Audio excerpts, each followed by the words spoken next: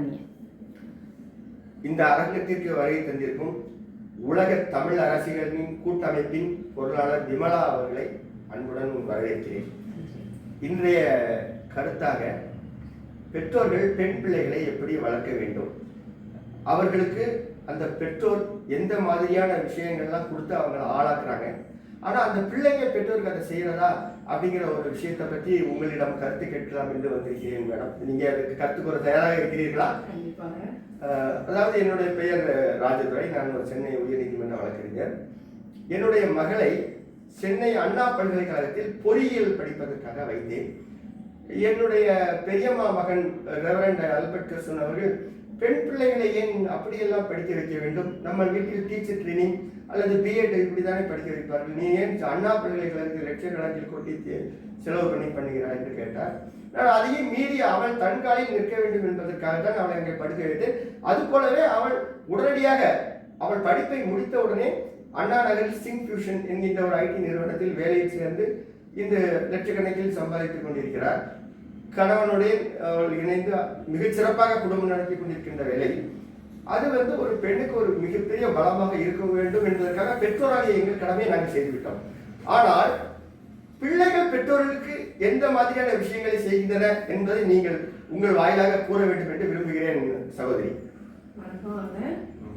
முதல்ல உங்களுக்கு வணக்கத்தை தெரிவிச்சுக்கிறேன். நீங்க கேட்ட கேள்வி ரொம்ப நியாயமான ஒரு கேள்விதான். அதுக்கு என்னன்னா, பெண் பிள்ளைகளை எப்படி வளர்க்க வேண்டும், அவங்க பிள்ளைங்களுக்கு செய்யக்கூடிய கடமைகளை கரெக்டா செய்யறாங்களா, எதனால அவங்கள இந்த படிப்பு தான் படிக்க வைக்கணும், இது படிக்க வைக்க கூடாது அப்படின்னு சொன்னாங்க அப்படின்னு சொன்னீங்க. இதுதான் உங்களுடைய கேள்வி. இதுக்கு என்னுடைய பதில் என்னன்னு சொன்னா, பெண் பிள்ளைங்களை பெண் பிள்ளைங்க மொத்தத்துல பிள்ளைங்களா பெண் பிள்ளைங்களா இல்ல, பெண் பிள்ளைகளை குறிப்பிட்டு சொல்லி, ஏன்னா ஆண் பிள்ளைகளை படிக்க வச்சிடறாங்க, ஆண் பிள்ளைகளை வழக்கறிஞராகவோ பொறியாளராகவோ டாக்டராகவோ ஆக்கிடுறாங்க. அதே மாதிரி ஒரு வீட்டுல ஆண் பிள்ளைகளை மெட்ரிகுலேஷன் ஸ்கூல்லையும் பெண் பிள்ளைகளை அரசு பள்ளியிலையும் படிக்க வைக்கிறாங்க. அதனால பெண் பிள்ளைகளை ஹைலைட் பண்ணி தான் உங்கள்கிட்ட கேட்கிறேன் மேடம். பெண் பிள்ளைங்க பெண் பிள்ளை அப்படிங்கும்போது பொதுவா ஒரு தாய் தகப்பன் ஒரு குழந்தைகளை பெற்றெடுக்கிறாங்க. அது பெண் பிள்ளைங்கும் போது பொதுவாவே இந்த சமுதாயத்துல ஆண் பிள்ளை பெண் பிள்ளை அப்படின்னு பிரிச்சுதான் பாக்குறாங்க. ஒரு பிரிவினை இருக்குது என்கிறது உறுதிதான் பாக்குறாங்க. ஆனா என்ன பொறுத்தளவுக்கு என்னன்னு சொன்னா, ஒரு பெண் பிள்ளைனா ஒரு பெண் பிள்ளை அந்த வீட்டுக்கு பிறந்தாலே அந்த பெற்றோருக்கு அது ஒரு பெரிய பலமா இருக்கும்னு தான் நான் நினைக்கிறேன். ஏன்னா ஆண் பிள்ளைகளையும் பெண் பிள்ளையும் அவங்க ஒரே அளவா தான் அன்பு காட்டுப்பாங்க, அதெல்லாம் நம்ம பாக்குறோம். ஆனா அந்த பெண் பிள்ளை என்பவள் அதிகப்படியான நேரம் தன்னுடைய பெற்றோர்களோட செலவழிப்பா அந்த வீட்டுல. ஆண் பிள்ளை ஒரு குறிப்பிட்ட வயதுக்கு பிறகு அவன் ஃப்ரெண்ட்ஸோட அந்த மாதிரி போயிடுவான். ஆனாலும் பெண் பிள்ளை என்பவள் அந்த தாய் தகப்பனோட அதிகப்படியான நேரம் இருக்கிறதுனால அவங்களுடைய கஷ்ட நஷ்டங்களை அவ பாக்குறான். ஆனா நிறைய பெற்றோர்கள் என்ன செய்யறாங்கன்னு சொன்னா, அவங்களுடைய கஷ்டங்களை பிள்ளைங்கிட்ட சொல்ல மறந்துருந்தாங்க.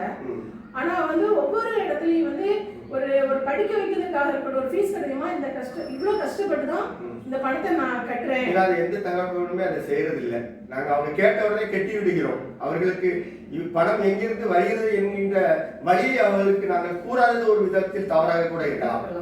ஆனா என்னுடைய கருத்து என்னன்னா, கண்டிப்பா அந்த தாயோ தகப்பனோ கண்டிப்பா என்ன செய்யணும், ஏமா இந்த பணம் இவ்வளவு கஷ்டப்பட்டு நாங்க சம்பாத்தியம் பண்ணது, இது மூலியமா தான் நான் அந்த படிப்புக்கு நான் செலவழிக்கிறேன் அப்படின்னு சொல்லும் பொழுது அவ யோசிப்பா, இவ்வளவு கஷ்டப்பட்டு நம்ம அப்பா செய்யறாங்க, நம்ம அம்மா செய்யறாங்க அப்படிங்கிறது.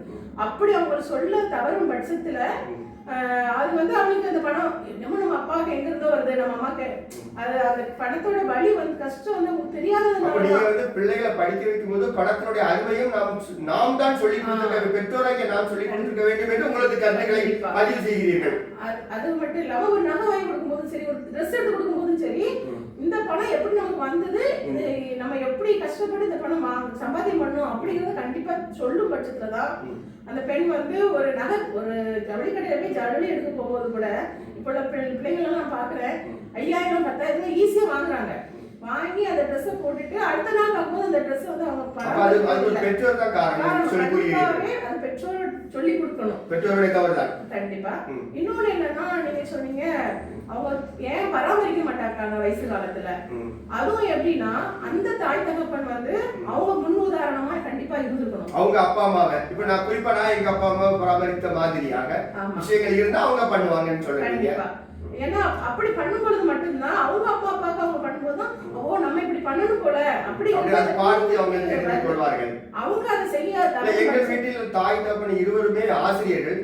கடைசி வரைக்கும் அவர்களுக்கு பென்ஷன் என்று சொல்லக்கூடிய ஓய்வூதியம் பெறப்பட்டதனால் அவர்களுக்கு அந்த வழி தெரியவில்லை. ஆனாலும் நானும் என் மனைவியும் முடிந்த வரைக்கும் அவர்களுக்கு செய்ய வேண்டிய வேலைகளை சரிவர செய்திருக்கிறோம் என்ற மகிழ்ச்சியும் இறுதி அடக்கம் வரை கூட இருந்த விஷயங்கள்லாம் நாங்கள் சரிவர செய்திருக்கிறோம். அது எங்கள் மகளுக்கு தெரிந்திருக்கும். அவளும் கல்லறை தோட்டம் வரை வந்தவள் தான். இதை தாண்டி ஒரு பெண் என்பவள் சம்பாதிக்கிறாங்க. அந்த சென்று விட்ட வீட்டினுடைய கட்டமைப்பை இவள் டிசைன் பண்றாளா இல்ல அவர் டிசைன் பண்றாளா அப்படிங்கிறது நீங்க அதோட ஒரு கருத்தை சொல்லுங்க. அது எப்படி செய்யணுங்க? அது எப்படின்னா இப்போ நான் வந்து இந்த இதுக்குமே கொஞ்சம் முடிக்கல, அதனால நான் முடிச்சுட்டு சொல்லுங்க. உங்களோட கருத்தை முடிச்சுட்டு வாங்க. ஏன்னா அது வந்து அவங்க வந்து கரெக்டா அதை செய்யும் போது அந்த பொண்ணுக்கு வந்து நம்மளும் இப்படி பண்ணணும், நம்ம அம்மா வந்து அவங்க அம்மாவுக்கு அவங்க மாமியாருக்கு மாமனாருக்கு அப்பாவுக்கு என்ன செய்யறாங்க அப்படிங்கறத அவ பார்க்கும் போதுதான் இதை செய்யணுங்கிறது கண்டிப்பா. இப்ப வந்து வாய் வார்த்தையை சொல்றதை விட அவங்க செயல இருக்கும்போது மட்டுமே அந்த பெண் வந்து இப்படி எல்லாம் பண்ணணுங்கிறத அவ வந்து 100% வந்து 100% அவ அதை செய்வா. செய்வா. சும்மா வாய் வார்த்தையில செய்ய மாட்டா. அதுக்கு முன்னாடி நீங்க இன்னொரு கேள்வி முதல் கேட்டீங்க, இதுதான் படிக்க வைக்கணும் இது படிக்க வைக்க கூடாதுன்னு ஒருத்தங்க சொன்னாங்கன்னு சொன்னீங்க. அப்படி இல்ல, பெண் என்பவள் வந்து எல்லா துறையிலுமே அவ சாதிக்கணும். ஒரு பிஎட் படிச்சா மட்டும்தான். நான் வந்து என்னுடைய இதுல நான் பார்க்கும் பொழுது நான் சிறு வயதுல இருந்தே பார்க்கும்போது எப்படி பார்ப்பேன்னா, ஒரு பிஎட் ஒரு நல்ல பிள்ளைனா பிஎட் மட்டும் தான் படிக்கும் அப்படிங்கறது நான் பார்த்திருக்கேன். ஒரு 25 வருஷம் 30 வருஷத்துல அப்படிதான் இருந்தது. பிஎட் படிச்ச பிள்ளை மட்டும்தான் ஒரு லாயர் அவங்களுக்கு அது மாப்பிளையே வரும் நிறைய வீடுகள்ல. கண்டிப்பா ஒரு லாயர் ஆகக்கூடிய ஒரு பொண்ணோ ஒரு இன்ஜினியர் ஆக கூட பொண்ணோம்னா பிஎட் படிக்கிற பிள்ளை மட்டும்தான் பெண் அப்படிங்கிற மாதிரி ஒரு அடையாளத்தை குத்திட்டாங்க. நான் சின்ன வயசுல இருந்தே அதை பாத்துங்க. சரி சரி, சரியான பதில். இப்போ நான் வெளியில வந்து பார்க்கும்போது எல்லா துறைகளிலும் பெண் வந்து சாதிக்கிறாங்க. அப்படிங்கும்போது நம்ம ஒரு குறிப்பிட்ட அது தெரியாதவங்க தான் என்ன சொல்றாங்கன்னா, ரொம்ப பக்குவப்படாதவங்க தான் நான் சொல்லுவேன், அவங்க மட்டும் தான் பிஎட் படிக்கணும், ஒரு டீச்சிங் ஸ்டாஃபாவே இருக்கணும். அப்படியே ஒரு 15 வருட தலைமுறை கடந்து விட்டது. ஆசிரியர்களாக பேராசிரியர்களாக இருக்கக்கூடியவர்களை நாம் இன்று காண்கின்றோம்.